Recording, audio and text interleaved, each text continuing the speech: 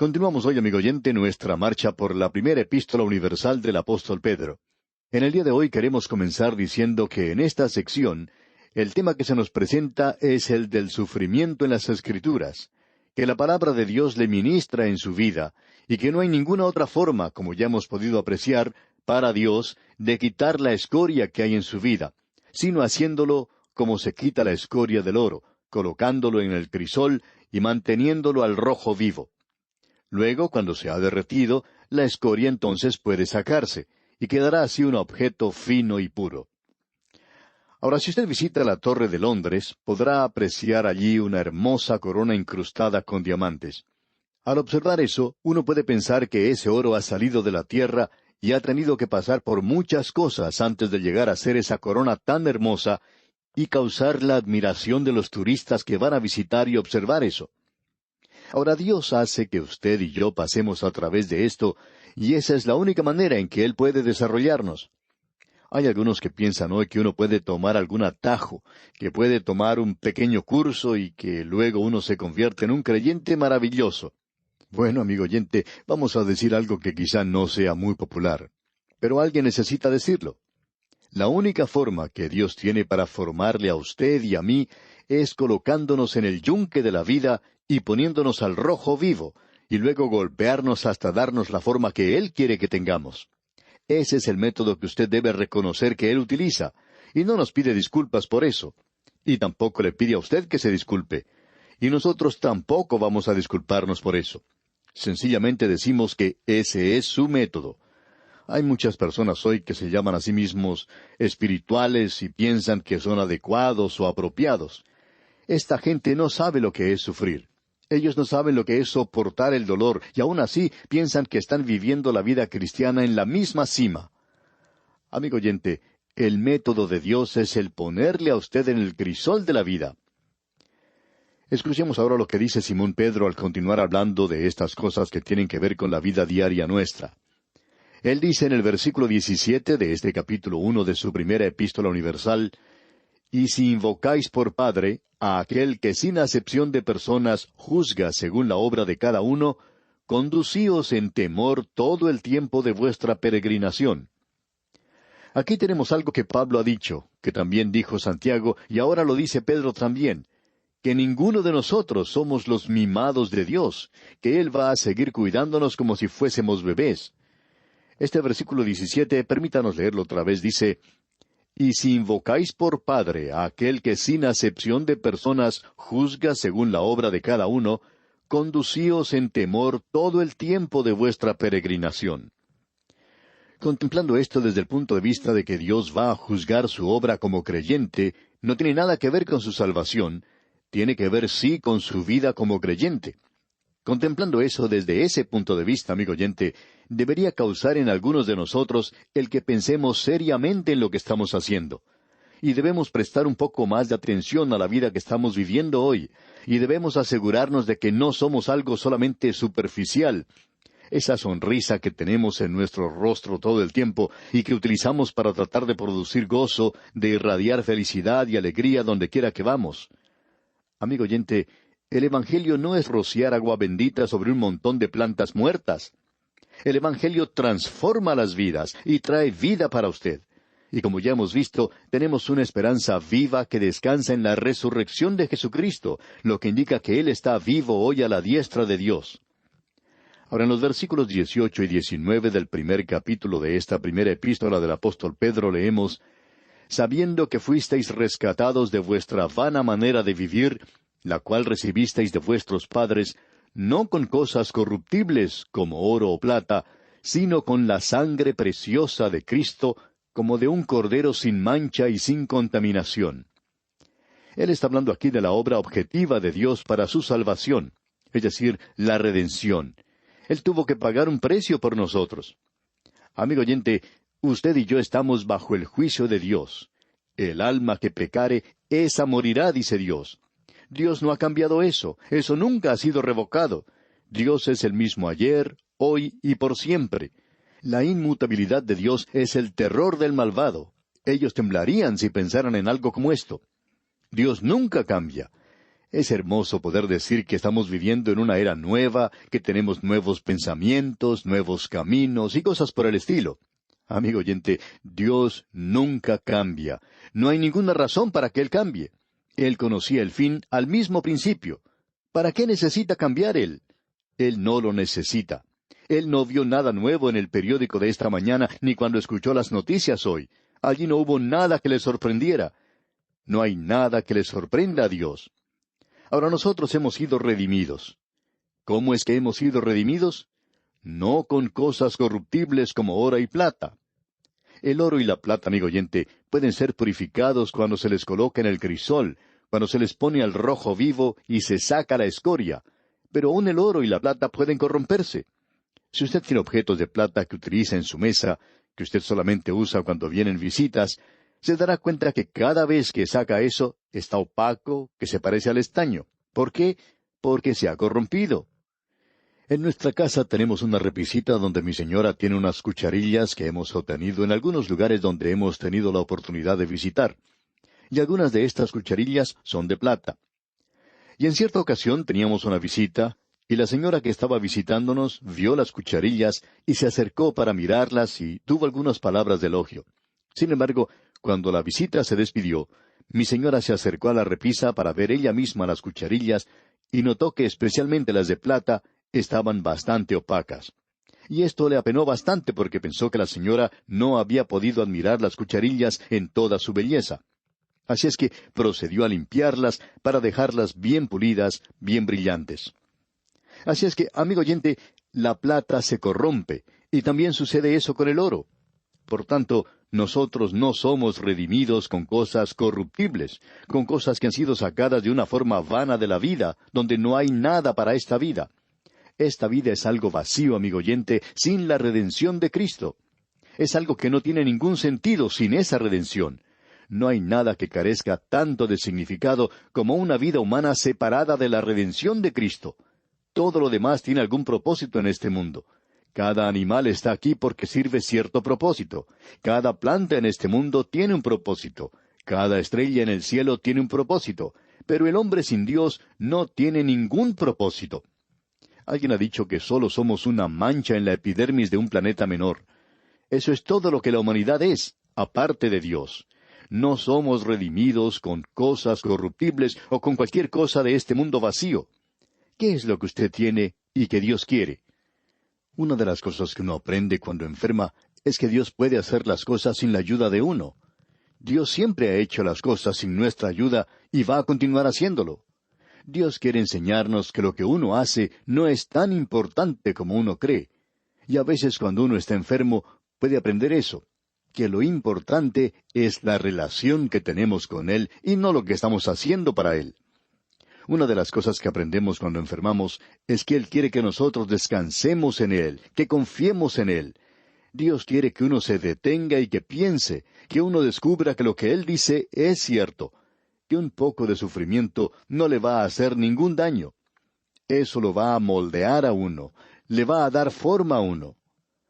Amigo oyente, hemos sido redimidos no con las cosas vacías de este mundo. ¿Qué es lo que usted y yo podemos agregar para redimirnos a nosotros mismos? El apóstol Pedro dice aquí en el versículo 19, sino con la sangre preciosa de Cristo, como de un cordero sin mancha y sin contaminación. Aquí tenemos nuevamente a Simón Pedro, ese gran pescador, diciendo que la sangre de Cristo es preciosa. El autor de estos estudios bíblicos, el doctor J. Vernon McGee, escribió un libro sobre el tabernáculo. Una revista denominacional publicó un reportaje sobre ese libro. El doctor McGee pensaba que la persona que escribió el reportaje en cuanto al libro fue franco y justo en su opinión. Él dijo, yo recomendaría a todos los pastores de mi denominación que lean este libro sobre el tabernáculo. Van a darse cuenta que es de ayuda, pero tengan cuidado, este hombre trata todo literalmente. Él piensa que la sangre de Cristo se encuentra en el cielo hoy. Eso es algo más bien crudo, falto de refinamiento. Hasta aquí la opinión del escritor de ese artículo. Amigo oyente, no sé lo que usted siente en cuanto a esto, pero no pensamos que sea algo crudo, Porque aquí Simón Pedro, por medio del Espíritu de Dios, está diciendo que es algo precioso. La sangre es preciosa. La sangre preciosa de Cristo como de un cordero sin mancha y sin contaminación. Pensamos que él conocía mucho más en cuanto a esto, porque todo lo que él recibió por seguir al Señor fue una cruz, y Pedro fue crucificado. Yo tiendo a creerle más a él que a aquellos que han escrito Jesucristo Superestrella, por ejemplo, porque ellos admiten que la única razón por la cual ellos escribieron eso fue por ganar dinero. Pero Simón Pedro no estaba tratando de ganar dinero, porque él dice, sabiendo que fuisteis rescatados de vuestra vana manera de vivir, la cual recibisteis de vuestros padres, no con cosas corruptibles, como oro y plata, sino con la sangre preciosa de Cristo, como de un cordero sin mancha y sin contaminación. Esa es nuestra redención, ese es nuestro objetivo, eso es lo que Dios hizo por usted y por mí, amigo oyente. Ahora el versículo 20 de este capítulo 1 de la primera epístola del apóstol Pedro dice, ya destinado desde antes de la fundación del mundo, pero manifestado en los postreros tiempos por amor de vosotros. Aquí tenemos nuevamente esta definición que ya hemos mencionado y que se menciona en la Biblia de Scofield, y que tiene que ver con estas palabras de predeterminación, elección, predestinación, presciencia y cosas por el estilo. Y pensamos que el hombre en el día de hoy, ya que tiene una mente finita, trata a Dios como si Él fuera una gran computadora, y no pensamos que sea eso. Es mucho más que una gran computadora, y no estamos en realidad preocupados en cuanto a si la presciencia viene antes de la predestinación. Ya eso lo hemos estudiado y lo hemos aprendido, pero no nos preocupa cuál de ellas viene primero. Lo importante, amigo oyente, lo importante en todo esto es lo siguiente. Ya destinado desde antes de la fundación del mundo, pero manifestado en los postreros tiempos por amor a vosotros. Si lo quiere más claro, amigo oyente, debemos decir que la cruz de Cristo no es una ambulancia que ha sido enviada al lugar de un accidente. Él es el Cordero que ha sido inmolado desde la fundación del mundo, y Dios lo sabía todo el tiempo, que yo personalmente necesitaría un Salvador, y Él me amó tanto que Él proveyó ese Salvador. Y no necesitamos una computadora para aprender esto. Solo necesito un Dios con un corazón tan grande como el que proveyó por medio de su gracia una redención. Ahora el versículo 21 dice, y mediante el cual creéis en Dios, quien le resucitó de los muertos y le ha dado gloria, para que vuestra fe y esperanza sean en Dios. Simón Pedro no puede apartarse mucho de la resurrección. Y ahora él, habiendo dicho antes gracia y esperanza, nos presenta la fe y la esperanza. Este es el gran apóstol de la esperanza. La esperanza descansa en la resurrección de Cristo y en el hecho de que nosotros tenemos un Salvador viviente que viene por nosotros algún día. Ahora el versículo 22 dice, habiendo purificado vuestras almas por la obediencia a la verdad, mediante el Espíritu, para el amor fraternal no fingido. Amaos unos a otros entrañablemente, de corazón puro. La palabra de Dios, amigo oyente, es como un producto que limpia milagrosamente. En la televisión hoy en día le muestran a uno 2 productos para limpiar algo, pero el producto de la otra compañía, claro, ese no quita todas las manchas, pero el producto al que se le hace propaganda, ese sí quita todas las manchas posibles. Quita las manchas de una camisa, de los pantalones, del mantel de la mesa o de cualquier otra cosa. Ellos tienen, diríamos, un producto milagroso. Amigo oyente, el único producto milagroso que puede limpiar de veras todo en el día de hoy es la palabra de Dios. Es el mejor jabón que uno puede obtener. Quita todas las manchas y muchos de nosotros necesitamos acercarnos más a ese jabón. Luego Pedro sigue diciendo, el amor fraternal no fingido, amaos unos a otros entrañablemente de corazón puro. No vamos a entrar en detalles aquí, solo diremos que su relación con la palabra de Dios, amigo oyente, le llevará a usted a tener la relación correcta con los demás.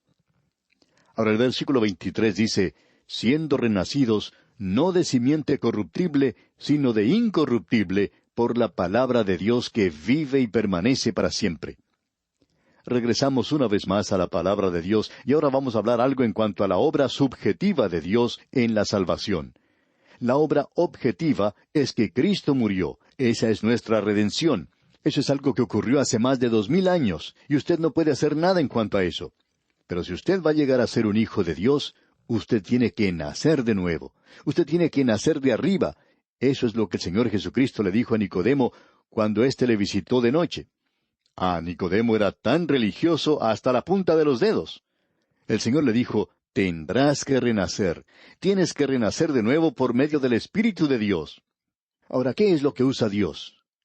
No de simiente corruptible, dice Pedro, sino de incorruptible por la palabra de Dios que vive y permanece para siempre.